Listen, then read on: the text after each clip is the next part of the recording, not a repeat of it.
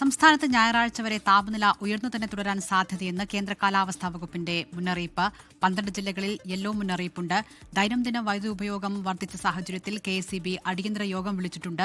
Malappuram പൂക്കാട്ടുംപാടത്ത് auto തൊഴിലാളിക്ക് സൂര്യാതപമേറ്റു. Palakkad 40 degree Celsius വരെയും കൊല്ലത്ത് 39 ഡിഗ്രി സെൽഷ്യസ് വരെയും കോട്ടയത്ത് 38 ഡിഗ്രി സെൽഷ്യസ് വരെയും താപനില ഉയരാൻ സാധ്യതയുണ്ടെന്നാണ് കാലാവസ്ഥാ കേന്ദ്രത്തിന്റെ മുന്നറിയിപ്പ്. സൂര്യാഘാതത്തിനും സൂര്യതാപത്തിനും സാധ്യതയുണ്ട്.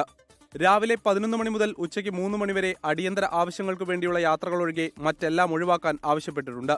നേരിട്ട് വെയിലേൽക്കുന്ന ജോലികളിൽ നിന്ന് പകൽ സമയങ്ങളിൽ വിട്ടുനിൽക്കണം. നിർജ്ജലീകരണം ഒഴിവാക്കാനായി ധാരാളം വെള്ളം കുടിക്കാനും ആരോഗ്യവകുപ്പ് നിർദ്ദേശിക്കുന്നു. മലമ്പുഴ ഡാം ഉൾപ്പെടെയുള്ള പാലക്കാട് ജില്ലയിലെ അണക്കെട്ടുകളിൽ ജലനിരപ്പ് താഴ്ന്നു. കൊല്ലം ജില്ലയുടെ കിഴക്കൻ മേഖലയും അത്യുഷ്ണത്തിൽ വിയർക്കുകയാണ്.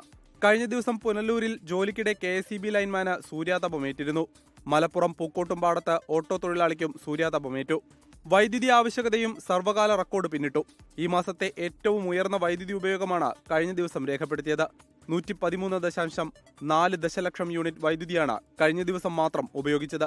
ദൈനംദിന വൈദ്യുതി ഉപയോഗം 6000 മെഗാവാട്ട് പിന്നിട്ട സാഹചര്യത്തിൽ KSEB അടിയന്തര യോഗം വിളിച്ചിരിക്കുകയാണ്. വിവിധ ബ്യൂറോകൾക്കൊപ്പം 24 കൊല്ലം.